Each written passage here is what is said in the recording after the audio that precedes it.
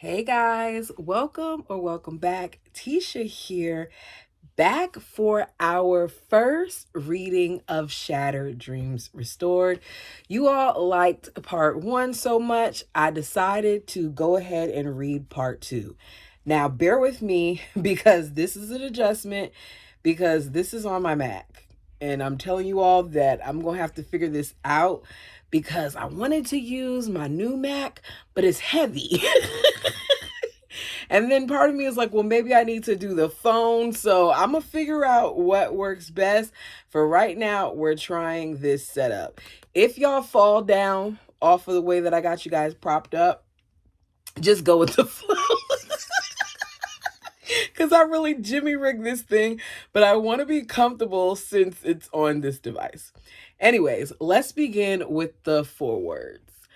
This is from Donna Goldberg, which we know is Irene's oldest daughter. I applaud my mother. I'm so proud of the amazing woman she is today and how she has always been so loving and transparent with her life, feelings, and writing. As you read Shattered Dreams Restored, you will be spellbound by her compelling story. You will identify with Mom's raw honesty and transparency and be inspired by her inherent qualities that she's been able to retain regardless of the heartache and tragedies endured in her lifetime. Most of all, you will be strengthened by her fervent faith and impressed with her resiliency and humorous spirit.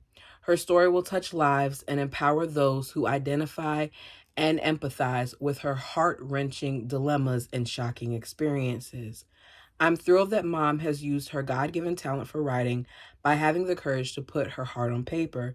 It's been a blessing to Mom and me to hear and read all the heartfelt affirmations that have poured in from her many fans over the years who read her first book, Shattered Dreams. Through it, women have been touched, inspired, and learned to appreciate their own lives and circumstances.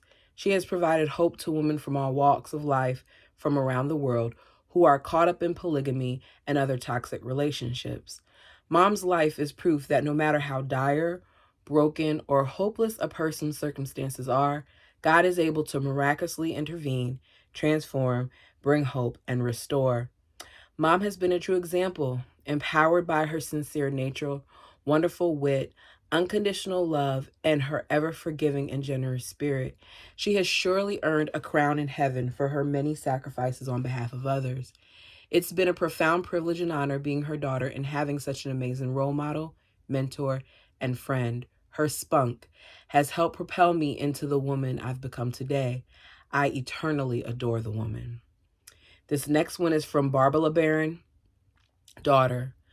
I want to express my deep love and appreciation to my mother, Irene Spencer, who is not only my hero, my confidant, and my role model, but my best friend.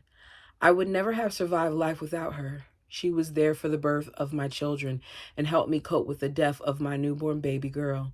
She consoled me when I was unhappy as my husband's third wife. She gave me the strength I needed to walk away from a polygamous lifestyle. She taught me the important things in life, such as love always wins. In my greatest hours of need, Mom's pursue was never found to be empty. She's the most loving, giving person I've ever known. I consider it an honor and a privilege to be born to such an amazing woman. As I look back on my own life, I realize how my life mirrored hers. I walked in her footsteps. It's always, no matter what you try to do when you have a lot of siblings, there's always one that, if you're not careful, kind of mirrors what's happened in their lineage. We both married our sisters' husbands when we were just teenagers. We both were plural wives and both lost a baby girl shortly after birth. Our lives were very similar, almost to a T. I hold the greatest admiration for my mother. Despite all the trials she suffered, she never complains. In spite of the hardships, she has triumphantly come out a victor, not a victim. Mom always taught me that when life got too tough and I didn't understand or have the answers, I should lie on my back and float, trusting that God was in control. Mom always demonstrated her great faith in God as she led the way, showing me a new hope and new life in Jesus. I am sure this book will lead many others to new hope and new life. Joyful. Brandy Goldberg Bigelow, granddaughter.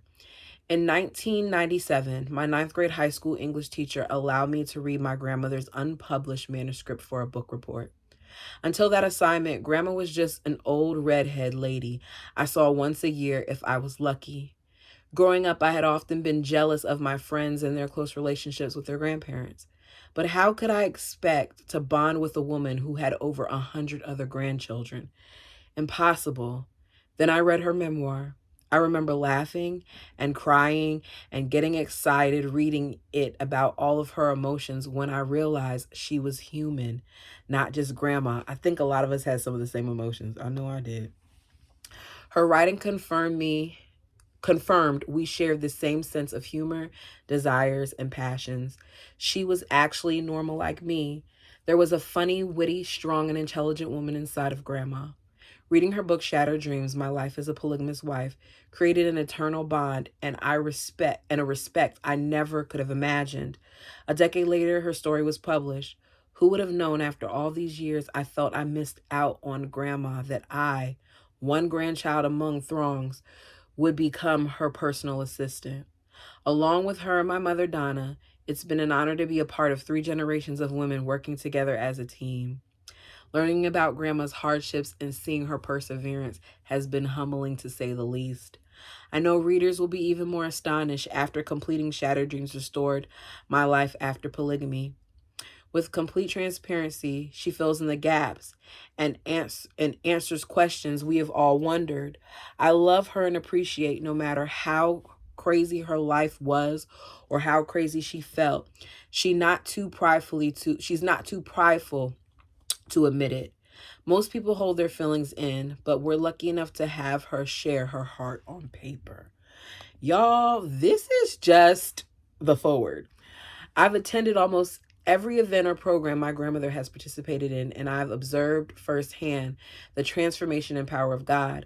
Watching her speak in front of a local Mensa club is one of my prized memories.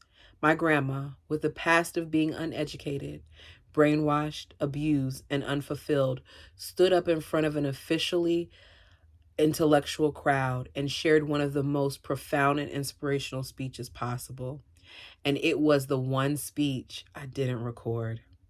I witnessed her evolve from just grandma to a New York Times best-selling author. She's a spunky woman, and she's also profound. She's also proof that you can overcome any circumstances with love, and God is love. Brandy Goldberg Bigelow, granddaughter. I feel myself getting emotional already. Dedication. To Hector J. Spencer, I dedicate this book to my late husband, who encouraged me to fulfill my dreams of becoming an author. I'm indebted to him for spending countless hours editing my books and giving me valuable input. Hector was a loving, kind man who validated everything I did. He did not keep me in his shadow, but encouraged me to confidently step out of the box and fulfill my purpose in life.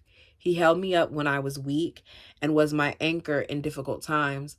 The greatest gift he gave me was his unconditional love. To Donna Goldberg, I also dedicate this book to my oldest daughter, who has definitely been my guardian angel. Without her persistence, dedication, and love, none of my books would have ever been written. She nurtured and encouraged me, helping me to keep focused until I reached my goals. I can never repay her for the valuable time she dedicated to me while putting her own dreams on hold in order to see mine fulfilled. There's a picture here. I don't even know how I'm going to show this to y'all. Maybe I'll try to put it on the thumbprint. Maybe I'll try to save it and put it on the thumbprint, if the thumbnail. I said thumbprint. I'll try to save it and put it on the thumbnail if I can remember. Acknowledgements. Special thanks to Brandy Goldberg Bigelow, My wonderful granddaughter, who has been my number one typist. You have always given me validation and believed in me. You've been my enthusiastic promoter and have accompanied me to my speaking engagements. You've been my makeup artist, keeping me looking younger. The bond between us has tightened throughout my writing adventure. We laughed and cried as you encouraged me to tell it like it is. Nancy Claus, my friend and fellow author, I appreciate all your encouragement, love, and your support. You continue to inspire me with your dreams and creativity. Linda Craig, my best friend for over 45 years. I love you as a sister. You've been with me through all my experiences, and no matter what the challenge, we have been able to see humor in it and laugh until we cried. Thanks for typing for me and insisting we quit long enough to go to lunch. Richard Hall, thanks for your picture perfect photography skills and friendship. Amanda Hutchins, my stepdaughter, and Miss Preteen Utah, I love you, and I am thrilled that you were the link that led to your father and me getting married. Diana Olson, thanks for typing incessantly to help prepare my manuscripts for publication. Thanks for your devotion and bubbly personality. You're a beautiful person. I'll forever value your loyalty and friendship. You're one of the reasons I've become a success.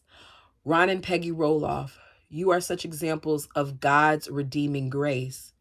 My life has been touched by both of you. I couldn't ask for more loyal friends. It has been a joy to have you in my home and share in your love and excitement. Pamela Schock, Schock.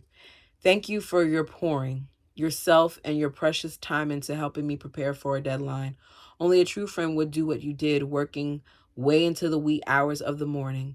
I can't wait for the day I'll be able to read your tales. Dorothy N. Scarls, I'm grateful to you for allowing me to read a chapter every now and then in your class. I applaud you for reaching out to those of us who aspire to become writers. Your encouragement has been more than appreciated. Thanks for reading my manuscript and believing in my talent. Eric Walsh Jasper, thanks for your amazing graphic design expertise and beautiful cover. James Watkins, God said he would make a way when there was no way. Therefore, he placed you at the helm of my project to make certain this book was published. Thanks for titling, organizing, and editing my book, as well as all the wow comments you expressed, which spurred me on to meet our deadlines. Thanks for your friendship and expertise. I'll ever remain your sister in Christ. Thomas J. Winters and Debbie Boyd, I will forever be indebted to you for making my first book, Shattered Dreams, such a continued success. My precious children, Donna, Andre, Stephen, Brent, Kaylin, Barbara, Margaret, Connie, LaSalle, Verlin, Seth, and Lothair. You are my greatest treasures. Thanks for your unconditional love, and also for my numerous ever-growing posterity who are each my pride and joy. Grandma loves and adores you all. My granddaughters. I'm not going to read all that, y'all. This is literally a page of granddaughters. But I get why she did it. My grandsons. A page of grandsons. My great-granddaughters. Another page. My great-grandsons. Another page. Goodness gracious. It's a lot of pages. Okay. We're past that part. Y'all ready? The things that today overly whelmingly depress you, tomorrow will be but a memory of good experience gained. Hector J. Spencer. Introduction. Thank you for making my first book, Shattered Dreams, a New York Times bestseller. In it, I told the story of my plural marriage to fundamentalist Mormon Verlin LeBaron. As a second of 10 wives, I bore him 13 children so that he could become a god of a future planet and guarantee my own salvation. Our group, led by the LeBaron brothers, Joel, Ervil, and Verlin, had fled the prophesied destruction of the United States by hiding away in poverty and squalor of rural Mexico. I had honestly thought his marriages to multiple wives would end with his murder at the hands of his own brother. Believing that family members were attempting to wrest power away from him, Ervil had already ordered the killings of 28 followers, including having his own 17-year-old pregnant daughter strangled to death. His own daughter? He believed blood atonement would cleanse the church of evil. Our husband, Verlin, had been at the top of the hit list. Ooh, I hit the button too quick, see? at the top of the hit list, I tell the story of Evil Ervil in my book, Cult Insanity, a story of polygamy, profits, and blood atonement. But instead of a cold blooded killing, a head on crash took the life of our 51-year-old husband. And so my first book ended at Verlin's viewing. Shattered Dreams Restored continues the story, but this time from death to life, poverty to riches, bondage to freedom, despair to hope. The night before Verlin's funeral, I tossed and turned, unable to sleep. Old tapes played over and over in my mind, recordings of inadequacy, fear, and lack of self-confidence. I yearned for something new, but at the same time, I clung to the old. How can I leave this group with 7 children to support? I tried to convince myself it would be better to give in to my children's wishes by allowing them to stay in Mexico where they'd be around their numerous brothers, sisters, cousins, and relatives. Now, as I often had in my 28 years of marriage to my polygamous husband, I played the role of submissive, supportive sister wife. I stood inside the crowded adobe plastered ranch style church that served as headquarters for the Church of the Firstborn. But now I was a 44-year-old widow with 13 children. I was expected to grieve as though not of this world, since our husband had been transformed into a potential god. Verlin's 6 remaining wives and 41 of his 58 children, along with additional family and friends from tiny towns surrounding the church, packed every seat. Dozens were leaning up and down the sanctuary walls, while others stood in every available space for the funeral service. No one wanted to be denied the opportunity to see this important man, who was the president of the Church of the Firstborn, as well as a dear friend to most individuals. Shortly before the funeral began, I held hands with my 2 grieving youngest boys, Seth and Lothair. My emotions were torn between the relief in being released from Verlin to heartbreaking grief for my children who had lost their father. Most of all, I feared what the future might hold. I hugged them close, wiping tears and hoping to give them a sense of security and comfort. While my children grieved the loss of their father, I grieved that they barely knew him. They didn't see him often enough because his time with them was always cut short. It was impossible for any one-on-one time because of his many children. He was gone for months at a time, working in the States or just trying to stay one step ahead of Ervil's hit team. When Verlin did show up, it was usually in the night, sometimes between 2 and 3 in the morning. He would cautiously enter our home, going to every bedside, waking each child. He'd kiss and hold them, reassuring them of his love, urging them to be prayerful and patient. He expressed his belief that in the near future his brother Ervil would be apprehended and we would all be safe. I waited weeks at a time without a letter or a phone call, wondering if Verlin was dead or alive. His short, sporadic visits were trying and devastating to me. I'd wait vigilantly for his return, only to have him stay 10 or 15 minutes, but I didn't argue or fight with him about it because I knew he was jeopardizing his own life by sneaking into town through the darkness, trying to acknowledge his family and wives who longed to see him also. This is the part that I didn't think about because I was so irritated with Verlin and his beliefs, and I think at the end he did realize that what he was thinking wasn't true. But I never thought about how much fear, even though she told us about him being dumb and putting a gun by the bedside when she was trying to, unalive herself. I never thought about this aspect of it and how heavy that had to be on him, that he was ducking and dodging his brother. The constant tension and longing for his love ripped apart what little was left for me. I left Verlin 4 years earlier, moving to Las Vegas, Nevada. My younger sister, Rebecca Kimball, took me into her home and tried to deprogram me from the cult that had kept me caged. She became my best friend and mentor. I give her credit for opening my mind to the reality. She taught me to believe in myself and to realize I had value for simply being me, not by being a plural wife. She taught me to listen to the still small voice within, then follow my own path. I learned from her that I need not try to defend myself or owe anyone an explanation. She said, as long as God knows and you know, that's the end of the conversation. She was concerned about my choice to return to Verlin. A psychic had suggested that I go back to Verlin because he had a few lessons to learn and only I could teach him. My last year with Verlin had been very disappointing. We had very little to do with each other, but I respected him and treated him as a friend. The year was very trying for him as well, living in hiding most of the time.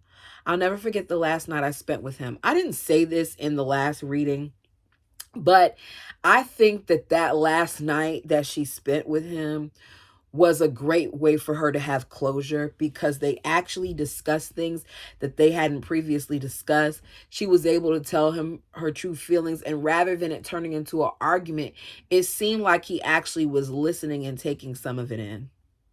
We hadn't made love for over 4 months, and I felt the previous times he felt as though it was an obligation. So, of course, I didn't even mention it. I figured maybe I'd find out for myself what his true feelings were. He came to bed without any physical contact. I know it's been a while since we've made love, he apologized, but I'm just too stressed out. Of course, numerous wives will definitely do that to any man, but I thought of many years that I laid down beside him and felt like a second fiddle. If this was a preview of heaven, I wasn't going to miss out on much.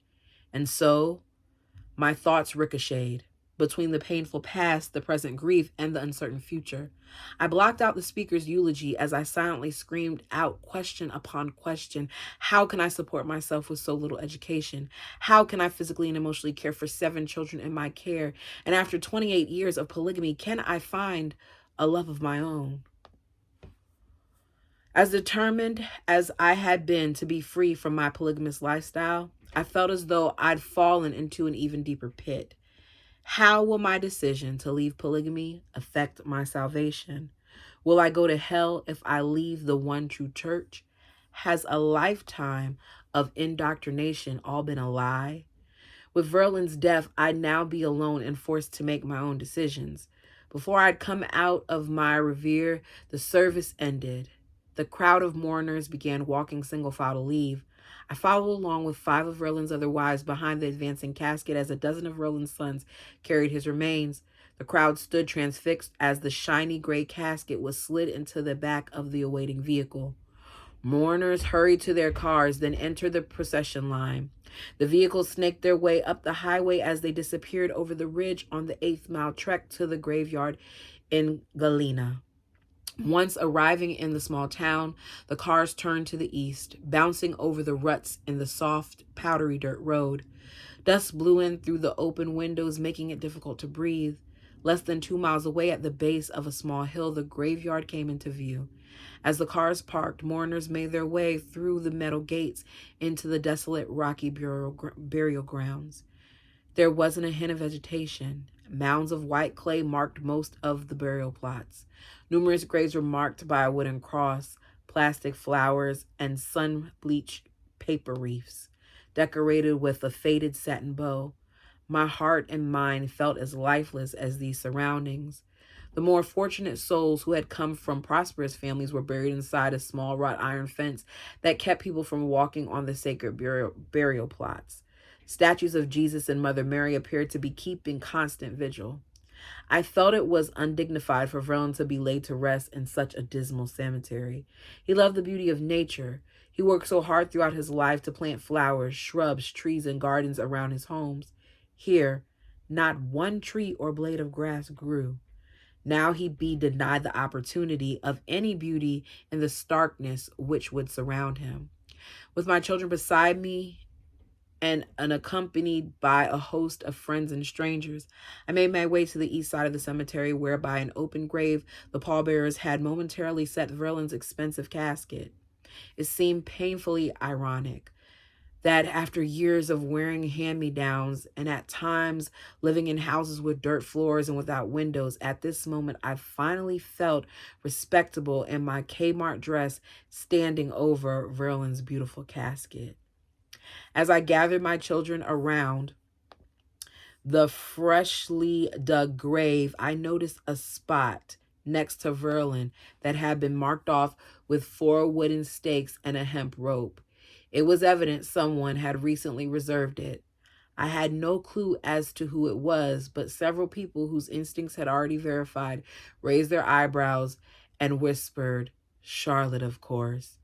She was Verlin's first wife, my half-sister. I wasn't as shocked as I was hurt. She, being the legal wife and dominant wife, had marked off her territory with no regard for any of Verlin's other wives. And yet she was the one who was left to make sure his will and all that stuff was taken care of. See how that works out? The old memories, now painfully fresh, pierced my heart again with jealousy and humiliation as I remembered how I'd given away my husband to 4 of his new wives by placing their right hand in his. I remembered the rivalry, the rigid rotation nights, hoping for Verlin's affections. Even though I'd been set free from this lifestyle, his death resurrected all those feelings. I forced myself to let Charlotte's last act of superiority go. I did not desire the grave, regardless of who I'd be interned by. I just want to live my own life without having to take into consideration the demands of any of his other wives. An announcement was made for the crowd to be silent as Verlin's grave was to be dedicated. Mourners huddled close together quietly, hoping to hear the final spoken words before the interment. After the final prayer, pitiful cries and loud moans rose like a chorus from Verlin's numerous children, wives, and friends. I heard wails of despair and anguish, knowing we'd almost lost a good husband, father, and friend. In a way, I was sickened that Verlin's life was cut short. Nevertheless, his death did give freedom to his wives. 4 of his older sons then slipped thick ropes beneath the casket, pulling them taut as they carefully lowered it into a wooden box that was deposited into the bottom of the freshly dug grave. Once the casket reached the wooden floor of the box, the ropes were pulled out from under it. The large wooden lid was pushed into place, then nailed securely down. With 4 shovels, Verlin's sons, nephews, and friends took turns shoveling the gravel and sand into the large hole. My heart was crushed. I can still hear the sounds, the loud thuds of small rocks as the loose earth smothered the wooden encasement. Let me tell you something. One thing that I do not normally stay for is that part when they're doing that. I know with my grandmother, when we recently had her funeral, we didn't have to do any of that. And I was so relieved because that part, it really it gets to me. After Verlin's body was laid to rest, I reluctantly walked arm in arm between my 2 oldest sons, Stephen and Andre. Their comforting embrace led me as my 2 smallest boys accompanied me to my vehicle. With a bursting heart, I left the cemetery with my children and drove back to the LeBaron colony. I felt such painful regrets for Verlin. He loved life, often reminding me of his dreams and aspirations. He wanted to live to be an old man, to see his prosperity grow up and raise families of their own. Now, all of his dreams had been snuffed out. He had dedicated himself to living the fundamental principles of Mormonism, compelled by conviction to live in plural marriage, so he'd been numbered among the faithful saints. He felt responsible that 4 of his wives, Suzanne, Beverly, Esther, and Helen, had left him. They could not cope with his long absences and neglect, which drove them to permanently distance themselves from him. Though Esther had separated from him, she did come to the funeral and brought her 5 kids. That's good. He had viewed himself as a failure as a husband, a father, and a breadwinner. Sadly, all of his hopes and dreams died with him. Verlin left 2 of his wives pregnant. Lily, wife number 7, gave birth to a little girl 2.5 months later. Priscilla, his 10th wife, was pregnant with his son, who became his 58th child. In all, Verlin fathered 29 daughters and 29 sons. Now, as his wives, we could disperse, going our own separate ways to pursue our own destinies. I only wish I knew which way. Though Verlin hadn't been home that often, we all felt numb once we returned to the house. The intense August sun burned in the western sky. With no air conditioning in any of our homes, I sat outside on a 2-foot cement retaining wall beside my driveway. It protected the zinnias, Zinnias, I faithfully planted every year. Zinnias? I don't know how to say that. My oldest son, Andre, nervously played with his mustache. I really respect Daddy. He stood up by his convictions. He begged us to never drink beer. He set the example. Now I can see why. Can you imagine how he felt if he left a bunch of drunks? I smiled. Well, if we ever needed a beer, now would be the time. I felt a twinge of guilt that we were laughing when we should be mourning.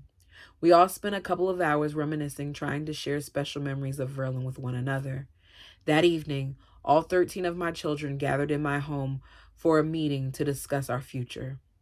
I was in a quandary, wondering where and how I could move forward on my own. Donna, my oldest, who had been the first of my children to abandon and reject our polygamous faith 6 years prior, and her husband Marshall were leaving to go back to Stockton, California. My oldest boys, Andre, Stephen, Brent, and Kaylin, all had jobs in San Diego working in the drywall business. They convinced me to stay in my house at Colonial LeBaron to raise my 7 children who were still at home. They promised to support me financially. In a way, I was relieved. I did not have to return to the States and depend on welfare again. My daughter Barbara, who married into a polygamy as a third wife, was living in Mexico near me. Her first child, Irene, was my namesake. It was a comfort to have her for emotional support. 16-year-old Margaret changed her mind about returning to school in the States. Instead, she decided to get a job in Los Angeles and live with Charlotte's oldest daughter, Rhea. So even though my heart cried out for freedom and a new beginning, I felt safe in Mexico where I knew everyone and felt comfortable. These fundamentalist polygamists were my identity. Interesting. She was in such a hurry to get out of there, but yet she stayed. The 3 years that I lived in the States had proved a constant threat to me. I felt like a stranger in a foreign land. I've been taught not to mingle with the Gentiles because they were the enemies of God who would lure us into sin and hasten our downfall. Not only was I afraid of outsiders who persecuted me for my beliefs, I feared the total destruction of the United States. Oh yeah, because she's still indoctrinated in this and she believed what she was taught for so many years. After all, at this point, she's in her 40s. I agonize that I may be caught in the fire and brimstone for not obeying the revelations of our leader and prophet, Joel F. LeBaron. He prophesied that people would come from 4 corners of the earth to Mexico where they would seek refuge from the inevitable punishment. Our only security could be found in LeBaron Colony. But I wanted a new environment where I could find someone to love me. I'd already experienced rejection while in California from a couple of men who desired me, but they did not want the responsibility for my many children. I actually didn't blame them. I understood their point. I was only 44, young and high-spirited, still believing my best years were ahead of me. I could not see myself spending the rest of my life alone. Although I had been set free by Verlin's death, my conscience would now allow me to remarry again and make my own decisions. I felt like a prisoner who had been released after serving a 28-year sentence, yet the confines of the colony's prison walls offered me comfort and safety. I knew I held the key to my own freedom, but fear of unknown kept me from placing it in the lock, opening it, and then walking out. Freedom gripped me with nausea, anxiety. I was free, yet I felt imprisoned, and I was desperate. Part 1. Shattered Dreams. Chapter 1. Y'all, we just beginning. Ooh-wee, I should stop it right there, but I'm not going to do that to y'all. Y'all were mad at me for that last 30-minute reading. I said, okay, I got to keep it at least 40 minutes because they won't feel it. I'll try not to do that again. No promises, but I'll try. Chapter 1, Brainwashing. The anxiety, doubts, and questions that ate away at me following Verlin's death were nothing new. These predators had gone on my psyche, devouring my self-image and spitting out my self-esteem. In 1937, I was born into a fundamentalist Mormon group participating in polygamy in Salt Lake City, Utah. As a child, I grew up in fear of having the federal authorities raid our compound and take us children away. The attacks continued and multiplied in my plural marriage to Verlin with 9 other wives and 58 children as we eked out our existence in plural Mexico. Shattered dreams, my life as a polygamous wife shared my story through Verlin's death. In part 1, I want to share with you further details of how my dreams for acceptance, value, and love were completely shattered. In chapters 1 through 7, I'll share the many events and situations that left me completely unprepared to cope on my own after Verlin's death. Brainwashing, alienation, poverty, abuse, heartbreaks, and disappointments. Then in chapters 9 and 10, I'll share brand new stories of my subsequent marriage to Lane Stubbs, a wonderful dream that turned into a hellish nightmare. Oh, wait, she was married another time? Oh. Then in part 2, I'll share how my dreams were wonderfully and miraculously restored. First, let me describe the insidious indoctrination that dominated the first part of my life. My father, Morris Q. Coons, produced 31 children. He married a total of 6 wives, 2 after mother left him. He was passionate that we grew children in the fundamentalist Mormon faith. How do we keep from burning forever in hell? Dad would ask us small children huddled together each evening. In unison, we would shout by living plural marriage. Yes, my darlings, he would smile, realizing that these truths were sinking into our willing hearts. What's the greatest sin next to murder? Wicked birth control. That's right. And why do we believe in having many wives? The shouts grew louder. Because Abraham, Isaac, and Jacob did. That's right. What's another name for plural marriage? The law of Sarah. And why do we call it the law of Sarah? Because Abraham's wife Sarah gave Hagar to him to be his wife. Yes, children, if we want to be great in the eyes of the Lord and blessed like Abraham, Isaac, and Jacob, we must live the same laws as they did. And how much trouble did they go through living those laws? I'm just saying. If anyone dare ask, why do we have to do it now? Dad would quote from our prophet, Joseph Smith, and the Doctrine of Covenants.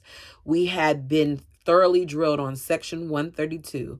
Then Dad would ask his most pertinent question, why do we obey? Section 132. So we'll go to heaven. And what made Joseph Smith take his first step to live plural marriage? Because an angel of the Lord appeared to Joseph Smith with a sword and threatened to destroy him. That's right. And what happened next? We would all scream. He said if Joseph and his people didn't obey the law, they would all be damned. You're right. Who are our examples who live plural marriage? Joseph Smith, Brigham Young, and Herbert C. Kimball. Yes, my little ones, it is estimated that our prophet Joseph Smith had at least 30 wives. Brother Brigham had 29, and Brother Herbert C. Kimball had 45. Just imagine their glory. Ain't that something to say? They had so many wives. Oh, just imagine how much glory they had because they kept marrying all those wives and abandoning all those kids. Aren't they great? It doesn't say that, but I'm just saying. Okay, answer me once and for all, Dad thundered, his voice sounding like God himself from Mount Sinai. Who wants to go to heaven? Unanimously, we jubilantly scream, we do, we do, we do. Dad would continue. Ooh, y'all. My sinuses are, my ear feels clogged, so if I'm too loud, I'm sorry. Now settle down and be very quiet. I want to talk to you about something else.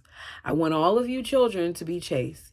It means keeping ourselves clean from the looks of the whole windblown, dusty family. We were afraid we were all in deep trouble. Dad continued, it means pure. It means keeping our minds clean, thinking only beautiful thoughts.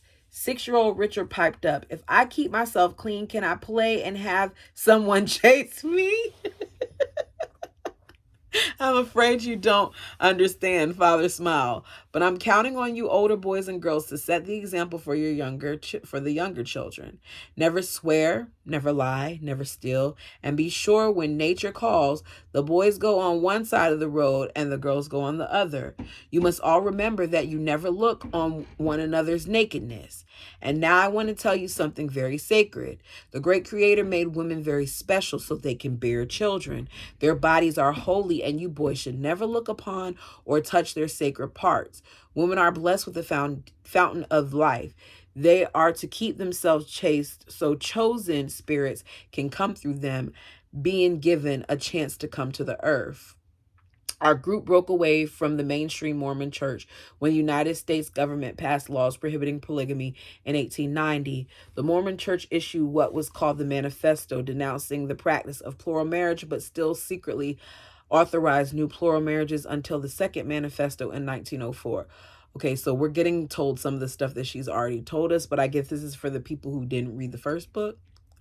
This action caused an uproar among those who believed it was better to break the laws of the land than those of God. They were such staunch Mormons who had been taught the absolute necessity of marrying various wives in order to be counted worthy to become future gods. Therefore, this shocking mandate only drove the determined fundamentalists to go underground, hiding their polygamous lifestyle from the Mormon church as well as from the government. Dyed-in-wool believers who were determined to live plural marriage and identified themselves as fundamentalists left the United States for the sole purposes of following their consciences. They entered Mexico into the state of Chihuahua and Sonora, where 8 Mormon colonies were soon established. There, my grandmother, Evelyn Clark, became my grandfather, Harvey Allred's plural wife. The ceremony was performed in Mexico after the Manifesto in 1890 and was secretly validated by the LDS Church.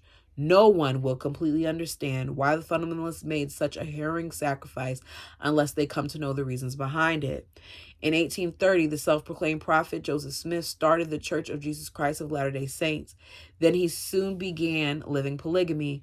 Finally, in 1843, he claimed that he received a revelation from God, which he later recorded in section 132 of the Doctrine of Covenants. Isn't it interesting how they all tell you the same exact thing about this person? Because even the Browns told us some of this.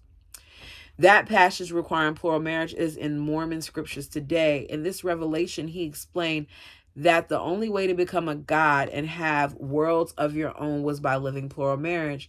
Verse 62 proclaims, and if he has 10 virgins given unto him by this law, he cannot commit adultery, for they belong to him, and they are given to him. Therefore, he is justified. So despite the manifesto in 1890 prohibiting polygamy, the fundamentalists continued the practice because they believed it was a direct revelation from God.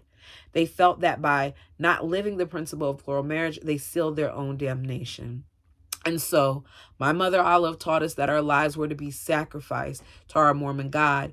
She had not only sacrificed by sharing a husband with 3 other wives, but at my birth, my father wasn't present.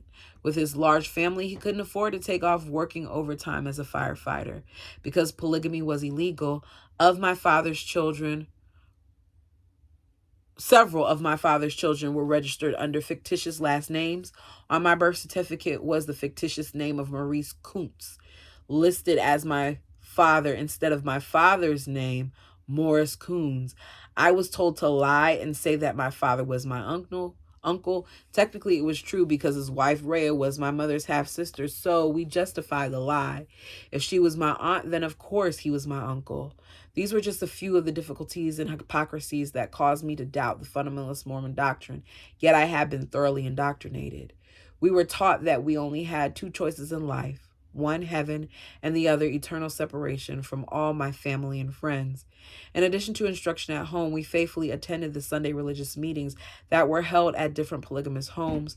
The rotated meetings whereabouts were kept secret each Sunday, hoping not to attract attention from the neighbors. With the men having 3 to 7 wives each, the meetings were always overcrowded. The saints pressed close to one another on the sofas and chairs. Temporary benches were thrown into place. A long, wide pine box stretched out between 2 wooden chairs. Dozens of young polygamous children sat closely together on the floor, folding their legs in front of them. Sitting quietly, the children stayed put until being excused for their individual classes. The main topic of every meeting was the reminder of the sacredness of plural marriage. The group heard the brethren speak of its holy nature. They remind everyone of their unbending obligation to conform to the principle. The worshippers were warned thoroughly of the consequences and judgments that would befall them if they failed to comply with this divine law, which is why so many people are afraid to leave. The polygamous wives took turns playing the piano, which badly needed tuning. Untrained voices of the children, all singing off key, drowned out the pounding shrill tones of the piano as they sang, were marching into glory, were searching for a crown. Once a month, on what was called Fast Sunday, the Holy Sacrament was administered to the crowd, adults, children, and all. A glass of fresh water was used in lieu of wine that signified the blood of our Savior. Homemade broken bread became the representation of the body of Christ. The tall glass was filled to the brim with cool water to accommodate everyone. Adults took a swallow, passing the glass on to their children, who in turn sipped, a swallow or two. By the time the Holy Sacrament made its way down to the first two rows of adults and children with runny noses and backwashed breadcrumbs, the sacrament was far from being holy. When the preliminaries were over, the children were excused from the main group. They made their way single file to a nearby bedroom where they learned the requirements of their Mormon God. The 12 and 14-year-old girls were taught against the evils of courting. They were assured that the brother in the priesthood would receive holy confirmation as to whom they were to marry. These young girls were taught what God expected them to do in the near future. They were encouraged to follow in the footsteps of the Virgin Mary. She was married young. We learned that she gave birth to Christ at the age of 14, and if we were obedient enough, the very brethren who taught and loved us would someday be our husbands. This is gross. It mattered not, so we were told that our future husband might be 20 or 40 years our senior. These men were cautioned we're the only ones who could secure our rightful place in heaven. I wonder if girls came to earth to work out salvation. Why can't we use our own free will? I shudder to think about the predicament of women. If God is love, why won't he allow us girls to experience it? Why did the brethren always drive home the idea that women were to follow blindly and to obediently bear children? It didn't take long to notice the seasoned brethren received their revelations concerning the healthy, beautiful young girls. Why won't God let these tender puppets grow into womanhood and by then have enough wisdom to know better? Yet who was I to make judgments? I was only a female. It is kind of gross that it's always the young girls. Like, why can't they wait for them to get older? From puberty, I had been taught that the spirits were eagerly waiting to obtain a body so they could come to earth to fulfill the measures of their creation. We were told it was our duty to bear as many children as possible. Otherwise, they go into the homes of the wicked. So we were not only giving the spirit bodies, but we'd see that they gained their salvation by being born into our chosen group. A woman's lot in this mortal existence was to bear as many children as possible and therefore gain praise and honor. It was common to see women give birth from 12 to 21 children. Birth control was not an option. It was a devilish act, automatically forfeiting one's salvation. The burden of being pregnant almost every year not only taxed the woman's body, but kept her bound to the group. The average polygamous wife had 12 children. So I constantly heard our own members criticize others in the group for taking too long to conceive. They would pray for the women who weren't producing fast enough or had only 2 or 3 children. Young girls were given to men in marriage at 14 and 15 years of age and younger. Some hadn't even reached puberty. I knew 2 cases where the girls were only 11. That is disgusting. It's already bad enough that they do it. But 11? This 11-year-old is expected to give her body to anybody is ridiculous. Fathers exchanged a couple of daughters, a piece to their favorite buddies to be their wives. Women became pawns, never questioning their fate. I knew women who were subjected to another marriage to someone who held the priesthood on the very night of their husband's funeral. Oh my goodness. She doesn't even get a chance to mourn. She's automatically passed on to somebody else who was less than and wanted her. This was because women were deemed unable to function without the constant guidance of a righteous man. The important thing for wives was to be obedient. It was the number one prerequisite to gain entrance into heaven, and her responsibility for so many children assured her husband that she wouldn't be leaving, especially when she had no education or job skills and was unable to cope with the unfamiliar outside world. Most of all, the polygamous leaders used fear to keep women in their place. This was so evident in the death of Dad's plural wife, Rachel, whom we called Aunt Rachel out of respect. She became disillusioned with her situation and moved away to pursue her own life. She married my father at the age of 15 and now at 26 decided to leave, taking her 5 children ages 2 to 10 with her. Though she had broken ties with Dad, she remained a loyal friend to her former sister wives. Aunt Rachel's brother, Seth, piloted a small aircraft to Escant. Oh, I'm gonna say Escalante, Esclante, Alante, to see her. He was excited to take his sister on her first flight.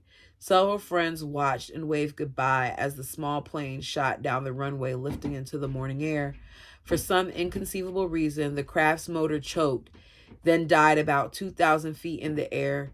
The horrified spectators watched helplessly as the crippled aircraft nosedived into the earth, killing Aunt Rachel and her brother. After Mother received the news and told us, children, we huddled together weeping. Not only did we lose a beautiful woman who was one of our mothers, but her 5 children were now orphaned. When Dad heard the news in prison, he said, "Thank the Lord, thank the Lord." He had been praying to the Lord to handle this case for him, and he did. What type of crap is that to say? So members believe Aunt Rachel stood in open defiance not only of Dad, but her Mormon God as well. She was damned by the group and their God. So at her burial, the words of my father and his fellow cult members echoed among the tombstone. God allowed Rachel to die because she had defied her husband by leaving him and stealing the kids. Though Dad was, oh my goodness. Though Dad was incarcerated for polygamy, we all felt his wrath as the brethren voiced their indignation. She lost her salvation. She knew darn well that when a woman leaves the group, she takes only the clothes on her back. She knew the rules. The children belong to the Father's kingdom. As a result of Aunt Rachel's death and the resulting condemnation, I was filled with unfound fears of abandonment and possible separation from my own mother and perhaps of God. I learned a new fear called death, which lurked in my mind. I endured great conflict and torment with thoughts of hell staring me straight in the face. I envy people of their faiths, wishing I could be free from the confines of my religion. And so years later, my greatest drawback from leaving Verlin was the paralyzing fear that I would be required to pay for disobedience as Aunt Rachel had paid. Still, Mother insisted on calling these coercive beliefs good news. She often entertained several married couples. They were Latter-day Saint Mormons who wanted to hear more about the fullness of the gospel. Fundamentalists call these followers truth seekers. Through their studies, they learned that the LDS Church had given up the practice of plural marriage. It was shocking for them to discover that the first 7 presidents of the LDS Mormon Church lived polygamy, as did several apostles. It was a historical fact that Joseph Smith married 30 or more women. They learned that their salvation was at stake because the church had rejected the core teachings of Joseph Smith's message of polygamy. They could plainly see that their early prophets wouldn't be welcome in their present-day church. So for several hours, we children were subjected to listening to Mother teach plural marriage to them. In theory, polygamy sounded logical. She explained that if polygamy was allowed, it would be a better mode for living, since every woman had the right to the man of her choice. If she did, no woman would remain a spinster. Plus, she affirmed plural marriage would definitely end prostitution. As I entered my teen years, I began to see a disconnect between what Mother taught and felt. She expounded the scriptures very convincingly. Yet beneath the passionate exhortations, I could plainly see the lonely, desperate woman she was, herself crying out for love. I heard Grandmother tell Mother, "It's a real shame these girls have had illegal access to so many worldly novels. I understand why the brethren forbid any of us to read them. They filled our innocent virgin minds with ungodly ideas about marrying for love. We know better than that. You and I have been taught right. Yes, we've learned what our duty is. We knew we needed to marry a righteous man who's already serving God. We married for the sake of the principle, not the crazy love stuff. Besides, a good woman can love a godly man. It's nothing but a choice. That's all. Yes, just a godly decision. And so one of my greatest concerns was that mother was so conflicted in her beliefs. On one hand, she counseled me to live in polygamy, always reminding me of the consequences if I refused. Eternal torment in hell. At other times, she shared her heartaches, stating how she did not want any of her children to suffer the hell on earth as she endured in plural marriage. She sought solace in the Mormon scriptures, trying to find a loophole that would free her from the predicament. After a diligent search, she realized she was a candidate for damnation if she pursued her own agenda and rejected the doctrine of plural marriage. Her fears heightened as she read the Doctrine and Covenants, especially the well-preached section of 132. Verily, thus said the Lord unto my servant Joseph, that inasmuch as you have required of my hand to know and understand wherein I, the Lord, justified my servants, Abraham, Isaac, and Jacob, and also Moses, David, and Solomon. My servants are touching the principle and doctrine of their having many wives and concubines. Behold, and lo, I am the Lord thy God, and I will answer thee as touching this matter. Therefore, prepare thy heart to receive and obey the instructions of which I'm about to give to you. For all those who have this law revealed unto them must obey the same. For behold, I reveal unto you a new and everlasting covenant. And if ye abide not that covenant, then ye are damned. For no man can reject this covenant and be permitted to enter my glory. I do not know why I read it like that. Mother confessed to me that the scripture tugged at her heart. She wanted to obey this God, but her whole body seemed repulsed by the idea of having to share other women with her husband. She had given her all when she obediently plunged into the polygamy by marrying her sister Rhea's husband. She entered into plural marriage solely out of obedience to her God, and it definitely did not bring about an ounce of love or joy. She mulled over the threat of damnation repeatedly in her mind, realizing she had no recourse. Mother voiced her silent questions to me. How is it that God said man is that he might have joy? Why didn't God take into consideration the happiness of women by blessing them with a little? She told me that at times she questioned her sanity, wondering why would God allow her to have desires that were impossible to attain? Why is it wrong to want companionship, validation, and love? While Mother unintentionally taught us to despise the hidden world of polygamy, she overtly taught us to fear the outside world. She believed the end of the world was nigh. She admitted she didn't know exactly how it would come about, but speculated we'd be destroyed by atomic bombs or some horrific pestilence. Living under this impending cloud of death was a great burden, which caused me to feel a sense of hopelessness. Mother believed that the righteous would be caught up in the clouds while the wicked burned to ash. Not only did I categorize myself among the wicked because I didn't love our religion, but I was terrified of heights. So I was always looking up and wondering if today is the day that God's people will be caught up into heaven. Will I be left behind? Mother said it was a sin not to live plural marriage once a person had been taught the principle. If they turned away from it, they would definitely be destroyed. In my heart, I did not want to suffer as Mother had. Entertaining those wicked thoughts of being an only wife only confirmed my rebelliousness. So being honest with myself, I knew I didn't qualify for godhood. Besides, my wrathful God knew I had a hardened heart. He would judge me by sending me to hell for sure. And so, even though I liked school and the new friends, I lived in constant fear that I would be destroyed by bombs or disease. But worse, I feared I would be found out to be living in polygamy. Finally, one day at school, I worked up enough courage and told my 6th grade classmate, Marilyn, my deepest secret. Okay, I get why she's doing this, but I'm kind of bored because if we read the first book, so some of this is repetitive. But I'm gonna stick with you, Irene, because you did such a good job with the last book. She was a devout Mormon. I feared if she ever found out about my large family, she'd think I lied to her and possibly sever our friendship. So I decided to confide in her myself. Can you keep a secret? Of course. What is it? My feelings of inferiority surfaced as I spoke. I want to tell you that my father lived polygamy and he had 4 wives. Holy crap, you're not making this stuff up, are you? My lip quivered as I held back tears. No. Why on earth would a man marry 4 wives? It's because God told dad to do it. Marilyn gasped. You don't believe that kind of crap, do you? I was completely crushed. I told her the truth that my mother had told me. Now, one of my best friends was basically calling me a liar. Irene, do you really think God spoke to your dad?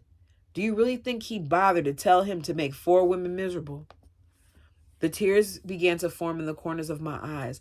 I swear to it, God did speak to my dad, even if you don't believe it. Marilyn shook her head. God does not speak to any man anymore. That's not true. What about Joseph Smith? He said he saw God and spoke to him. Well, he's our prophet, but your dad's no prophet. I was not only crushed but humiliated, so I soon gave up our friendship. In my early teens, I began my own search of the Holy Scriptures. We had been taught that the Bible had been corrupted by many precious truths and had been deliberately removed. I read the familiar articles of faith from the Book of Mormon, which states we believe the Bible to be the Word of God as far as it is translated correctly. We also believe the Book of Mormon to be the Word of God. Of course, I'd see men read the Bible, then pick and choose the verses they wished to follow of those they considered to be convenient or necessary at the moment. So the validity of the Bible was questionable. It was left to men's discretion as how to interpret scriptures. Leviticus 18:18 always bothered me. And ye shall not marry a woman in addition to her sister as a rival while she's alive. Though this law was stated uncategorically, I learned that the prophet Joseph Smith ignored the statutes and married sisters. So polygamy, God's priesthood, and blind obedience all left me in a quandary.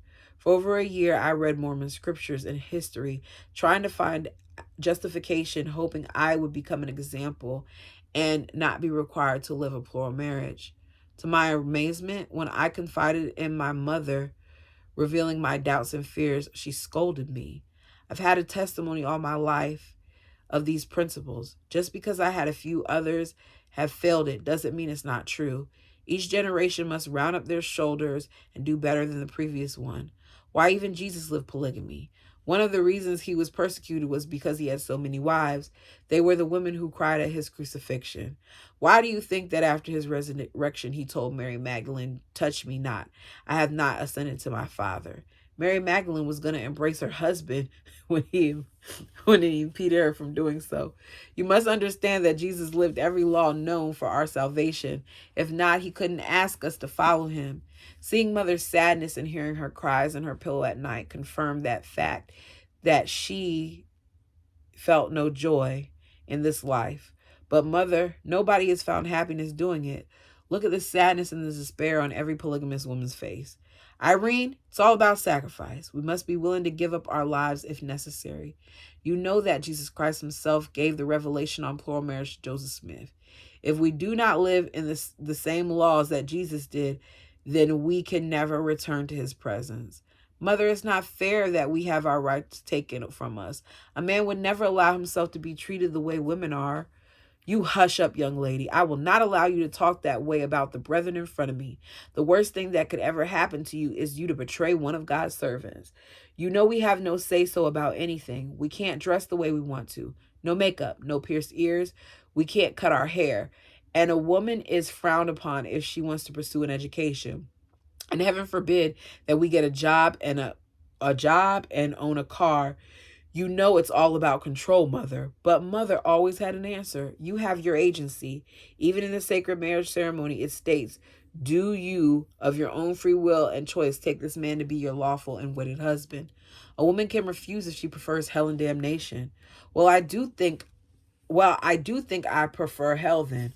Why do men force their rules on us? By now I was crying. It's just like having kids. If a woman doesn't give birth to as many as she can, she's judged harshly and told she's not fulfilling her duty. What I can't understand is why God makes us produce babies like rabbits when he himself claimed to have only begotten one son. Why didn't he have more kids? On that note, mother walked out on me in disgust. She could never handle confrontation, but she would not compromise her beliefs and would desperately cling to them. I had no intent or ambition to someday go to a new world in a far off galaxy and take a chance on becoming a goddess. I wanted to be loved now. I wanted a man who would validate and protect me. My hardened heart didn't want to share my future husband with anyone else. Mother said the gospel meant good news. It certainly didn't sound like good news to me. I hadn't seen firsthand the jealousies, heartache, and continual pain suffered by women who live plural marriage. Yet the more I read, the greater my concerns were. I wanted to love the Lord, but I didn't think I could trust him, especially when he made laws that caused women and children to suffer. In seventh grade, Aunt Rhea convinced my mother that I should move in with her during the school year. I would have a better education and learn more in Aunt Rhea's private schooling of fundamentalist Mormonism. She was a crusader. I'm really annoyed that this is the same stuff. She's switching up some of it, but this is the same stuff. She entertained friends and religious investigators in her home. There she expounded the Mormon scriptures hours upon end. She felt called to convert all those she possibly could to accept the sacred principle of plural marriage and to enter into or be damned. Aunt Ray encouraged me to keep my eye on the principles of God, assuring me over and over again that I was a valiant spirit and I must continue to live plural marriage if I was to be saved in heaven. I learned that my future husband would be my savior. Only he would know me intimately. Who would be better than he to judge my worthiness? Yeah, right. She instructed me to willingly serve and please him. If I complied, I would be exalted. But first I had to make the sacrifice by giving him virgins, by aiding him in securing his harem. My husband would take me by the right hand and pull me through the glorious veil into heaven. My husband would be a god himself, and that would make me a goddess who, along with his wives, would be given a world of our own. Aunt Rhea told me that my purpose in life was to have as many babies as possible. Anyone who is smart, Irene, knows that just one woman couldn't produce enough children to be spirits for the new world. I loved and respected her because she loved and validated me as no one had ever done. I felt good because she made me feel chosen and worthy. Within my heart, I made a vow to God that I wouldn't let either of them down. I would try harder to shun the world and prepare myself to become a noble polygamous wife. I couldn't imagine that after her life of persecution and suffering, she clings so tenaciously to a doctrine which offered nothing but loneliness and heartache. But her description of the gold-paved streets, beautiful music, and royal robes gave her and me hope. In this life I had nothing, so any sacrifice I'd be called to make would soon be over and I would have eternity of bliss. My aunt was concerned when I leave after each visit. She wanted to make sure I stood firm, not deterring from the faith that she tried so hard to instill in me. Once I returned to Mother again, Aunt Rhea was well-meaning, but I felt she was just too pious. She wanted to subdue my laughter and light-mindedness, both of which I was guilty. In spite of her frequent dreams and visions, which she self-righteously shared more often than I seemed to have time for, I respected and loved her deeply. She eventually failed at 3 marriages herself, but continued to trumpet polygamy horn until the day she died. And now, following Verlin's death, I realized that I had judged Mother just as harshly as those who judged Aunt Rachel. I had criticized her, thinking she was weak. I had judged her unjustly for not wanting the things of God. Disparagingly, I cried out to God because of my ignorance. I begged for forgiveness since my mother had passed on at the age of 59. I knew it was too late and there was absolutely no way I could ever tell her how mistaken I'd been. Mother, who went between the relic of a religion and her quest to find true love, was only pursuing the things that I too desired. I now knew the very same fears, feelings of loneliness, judgment, and doubts. Was I going to hell because my husband and future God had been killed and I was unwilling to re-enter life in polygamy? And that is how it ends. Y'all, here's the thing. Y'all know I'm always going to be honest. It was decent at the beginning. Then she kind of mumbo-jumbled me with the stuff that we already heard. Then she gave us a little bit of new stuff, and then she got back on task. Next chapter is going to be better, I think, because it says in the days following Verlin's funeral. So we know that the next chapter, we're going to get back to the real stuff. But Y'all tell me, what do you thought of this first chapter? How are we feeling so far about this? Am I the only person who's like, girl, you already told us that in the other book? We read that. Anyways, thank you guys so much. Like the video as it helps the channel. And until next time.